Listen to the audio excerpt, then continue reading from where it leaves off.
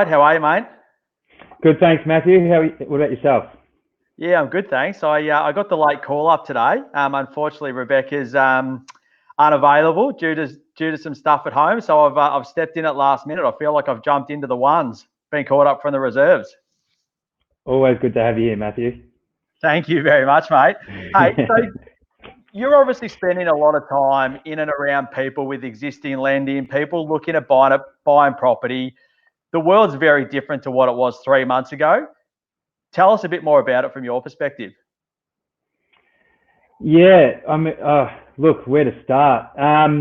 Certainly, there's been a significant amount of change in the lending space. I mean, property and lending goes hand in hand, right? There's very, very few people that are in a position where if they're looking to buy property, they can fund that property 100% out of cash.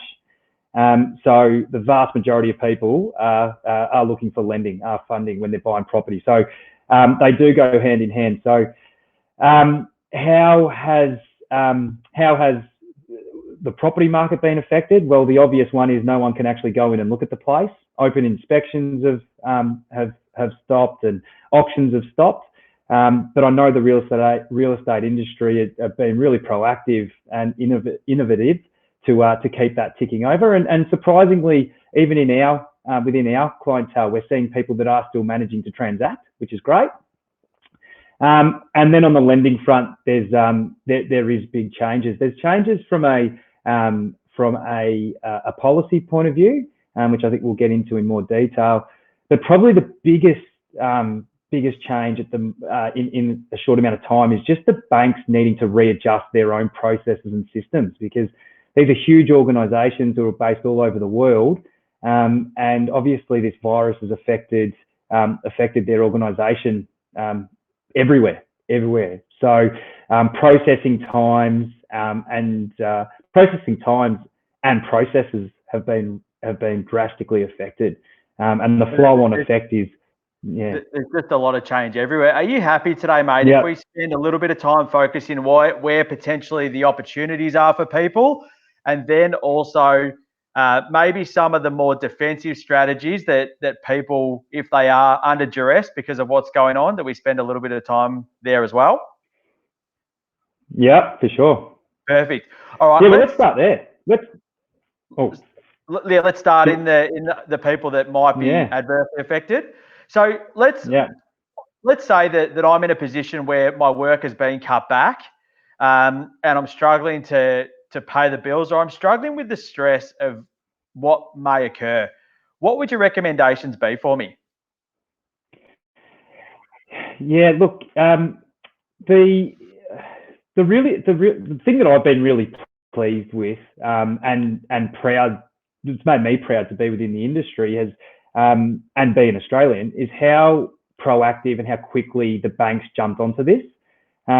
Obviously, the great Australian dream is to own your own home, and as I said earlier, most people have to take a debt, and in some cases, a significant amount of debt to fulfil that dream. So, one thing the banks have done really early on is release new processes and policies around people that are going to be entering into financial hardship during this time. So, what every Australian has, and they do differ from bank to bank, and the process and everything and the terminology does differ, but they're basically the same in that we do have the ability to put our mortgages on hold for a period of time. So generally, it's anywhere from 3 to 6 months that the bank will allow you to put your mortgage repayments on hold. Yeah. Okay. If I feel like I'm under pressure, I can pick up the phone or go to the website and check out what options my specific bank has, but there is some options for people to take the pressure off. Yeah, absolutely. And just one point that's really important, Matt, is I've been asked a few times where people have thought that the loan is basically just turned off for 6 months, for 3 to 6 months. It's not the case. What's happening is your repayments are actually capitalizing during that time. So what it means, Look, the easiest way to explain it, I think, is if you put your loan on hold for 6 months, then your loan term is just going to go for an extra 6 months at the end. So you're not avoiding the repayments, or they're not giving you a free kick. They're just deferring them. Really important to note. So there's no such thing as a free lunch. No, not with the banks. Yeah, okay. And let's say, for example, that I'm not sure whether I'm under pressure right now, but I feel like I might be. What are the steps that you would take, or you would tell your clients to take before picking the phone up? Yeah, a really good point. That option of entering into a hardship agreement with your lender, we really see as your plan. Well, maybe not even your plan B. It's maybe your plan C or D.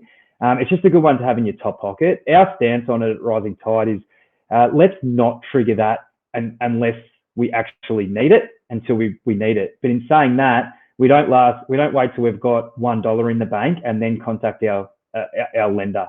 So what we would suggest is the course of action would be absolutely to be aware of what you're spending, and not that people can necessarily go out and spend a heap like they used to anyway on certain things, but first port of call is to definitely rein in, look at your budget, make sure that you are going to be okay as best that you can.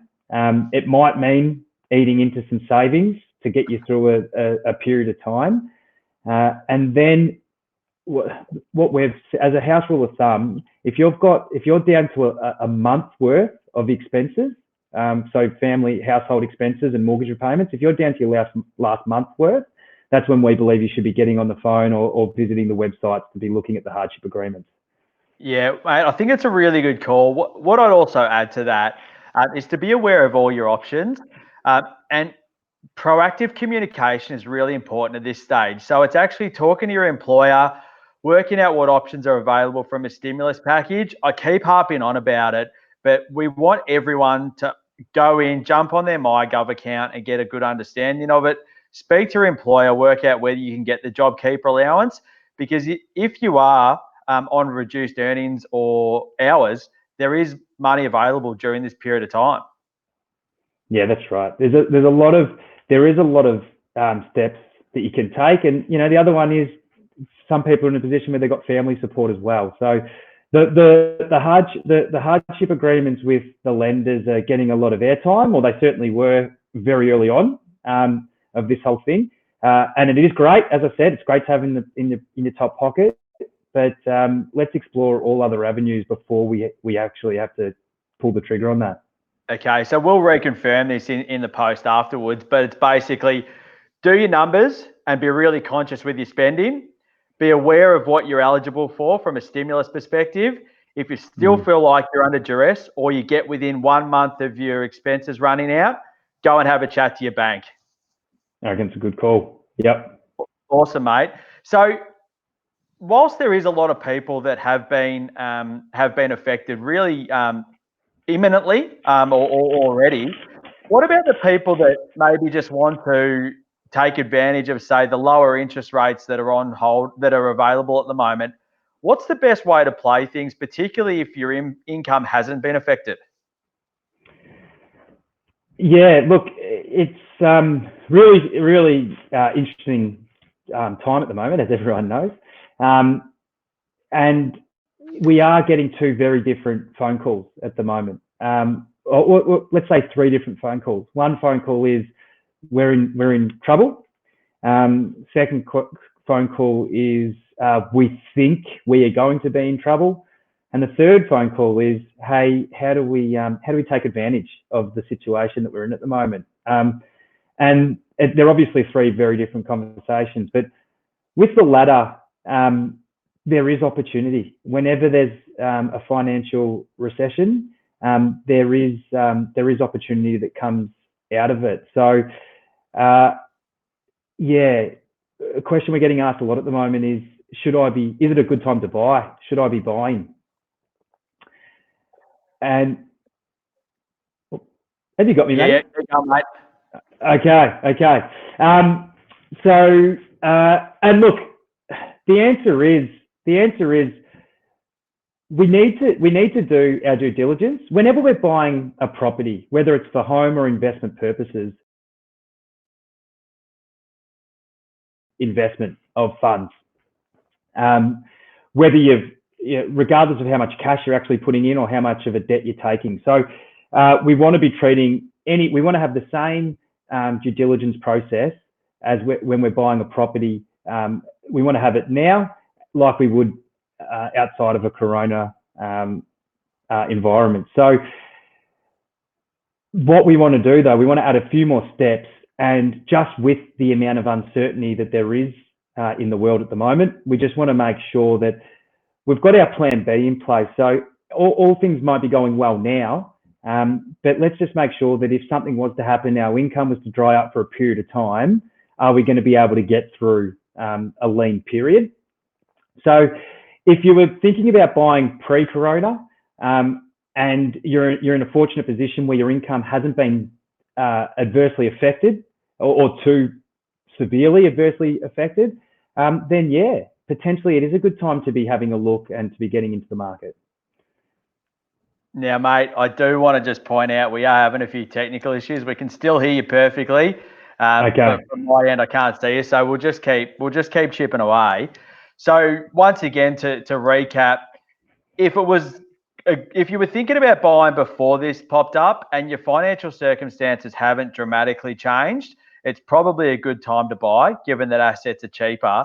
But more so than ever, there's a bit of scrutiny on who can buy and turnaround time. So definitely get in touch, with a trusted specialist like yourself, or or your mortgage broker, and they'll be able to give you a bit more guidance.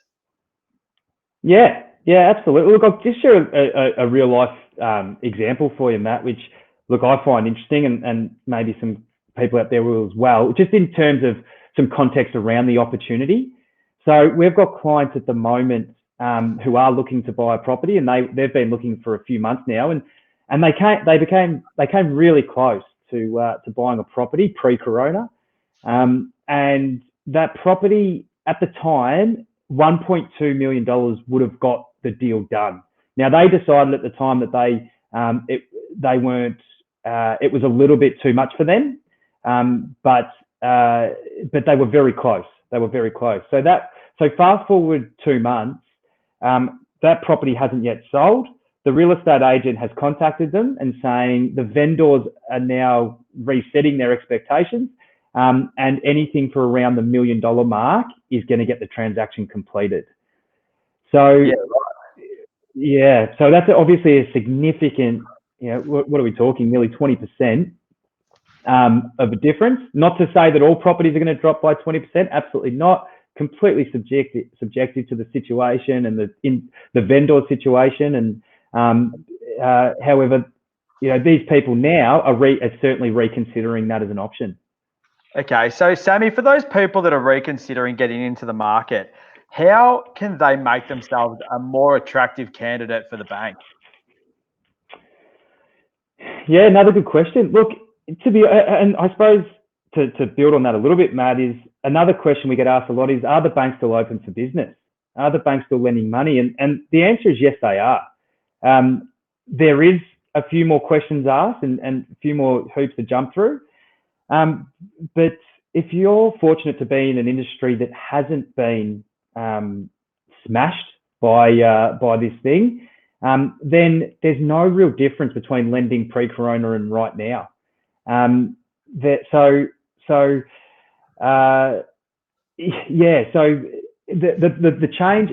change would be more so around turnaround times, and like I said, a few more hoops to jump through. But in terms of actually being able to get the money and be in a position to buy, if you're fortunate enough to have secure income and employment, then absolutely, there's no reason why you wouldn't be in a position to borrow money. Brilliant. And you did mention turnaround times. What should our expectations be as clients of how long things might take at the moment? Yeah. Really good question. It's hard to answer at the best of the times, let alone at the moment. But it does vary greatly from lender to lender. So ideally, at Rising Tide, we're recommending lenders that don't have, let me say, disastrous turnaround time. So, look, to give people some context, I won't name any lenders in this forum, but there's one Big Four bank which at one point was taking over 30 business days to pick up an application. So you imagine you submit an application, you need to wait 30 business days. That application's picked up. The assessor asks for a whole heap of information. We have to supply that information, and then you're back in the queue again. So what we want to do as mortgage brokers at Rising Tide is when we're recommending lenders, especially at the moment, be recommending lenders that have got let's say an acceptable turnaround times. But to answer your question more directly, Matt, I wouldn't be expecting a response in less than a business week, less than 5 business days at the moment. There's a few banks that are turning around quicker than that, but it's rare. So, and then also it all depends on the situation as well. But anywhere from a week to 3 weeks, I would say, is a realistic expectation. Yeah, right. And that's just to hear back. Now, mate, yeah. One question that I have, and I do try to keep on top of a lot of the articles in the Herald Sun and the Financial Review, and it seems that every bank is spruiking their products. If I was to ring my bank today and find out what the interest rate is, what would I expect to see, and what number should I have at the front, and how do I go about changing that? It dovetails off other banks open for business. They certainly are, and they're actually really, really aggressive.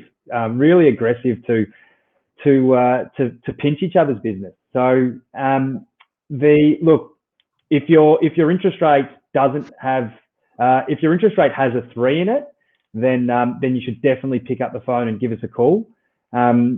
If it's higher than 3, then anything with a 3 or above, you should definitely be talking to your bank, or better yet, coming to someone that's got visibility over the whole market. The other thing is there's a good handful of lenders at the moment that are so aggressive to take on new business that they're actually offering refinance rebates. So one of the biggest obstacles in refinancing is not only the application process, but the fees and costs to do so. And it might cost anywhere, being very conservative, up to $1,000 for a move from your current bank to a new lender. And there's banks at the moment offering up to $4,000 just to move across. So, yeah, right. So they'll basically assist in facilitating, getting from one bank to the other by paying you an additional rebate on top of the interest rate that you might save. Exactly right. Yeah, right. So what I'm hearing is, and it's a question that I've been asked a fair few times as well, that there's plenty of banks that are out there, but you really need to speak to someone to find out which is the right one for you. And that could be because of your financial situation, but it also might be from a time perspective, that there's some banks that might have the perfect outcome for you. It might just take a couple of months to get there. So if you are in a hurry and you want to capitalize on what's going on, there might be other banks that you need to use. Yeah, 100%, Matt. So it's, the very first port of call when you're talking about selecting a lender, very first port of call is making sure you're eligible with that lender. Before you talk about price or products or features, you need to make sure, because the assessment policy from one bank to another can vary hugely, different policies, different lending criteria. So very, very first thing is making sure you're eligible, you meet that bank's criteria. The second thing, especially at the moment, is making sure they're going to be able to turn it around in a acceptable time, a suitable amount of time. So if you have purchased a property and there's only 30 days till settlement, well, it doesn't matter how good a bank's interest rate is, you can't go to them if they're taking 30 days just to assess an application. And then finally, we then want to talk about product features. And then the last thing is making sure that the price is good, the fees and the interest rate. Okay. So to tie it all up, to go back to your initial point, there are three different types of conversations that are popping up at the moment. First and foremost, there's the people that coronavirus has really affected them in a negative fashion financially. The game plan for those people is to do their numbers, understand the money they've got coming in and what they're spending. If they feel like there's some stress coming, go and chat to their accountant, chat to their broker, chat to their financial planner, and get an awareness of what they're available from the stimulus. If that's not going to be enough, then chat to your lender. For the people that are worried that they may fall into financial hardship down the track, it's probably three very similar steps. You're just able to do it in a less stressed manner. But it also could be an opportunity to review your lending before things get tight, which is obviously going to prove better for the banks. And then finally, if you're in an opportunity to either buy or refinance, be patient. It's going to take a little bit longer, but the right opportunities are out there. Great summary. Yeah. Awesome, mate. One final thing. What's the next step for people right now, today, or over the weekend? Look, for people that fit into that last camp of wanting to make sure that they're getting a good deal on their current lending, very first step is knowing your own numbers, knowing what you've got. Quite often people come to see us and they don't actually know what their own setup is. So how can you compare it when you don't actually know? So very first step, jump onto your internet banking. Sometimes the banks are cheeky and they don't actually make things like fees and interest rates readily available. So if you can't find it on internet banking, give the bank a call. While you're on the phone to them, ask the question to see if they can sharpen their pencils at all on your current loan. And then if you want some support in either asking that question or alternatively looking at the market, reach out to your mortgage broker or you can jump on and do the research yourself. Yeah, and shameless plug, if you jump on our website, there's a book now button. We'll put you in touch with Sammy Gwenda or one of our lending specialists, and they'll be able to walk and talk you through it. Mate, I'm enjoying looking at this black screen, but I'd much prefer to have your delightful face on there. But I'll make sure it's up there next time. But really appreciate your time. And if anyone's got any questions, feel free to reach out to Sammy. Thanks, mate. Thanks, Matty. Cheers. Bye.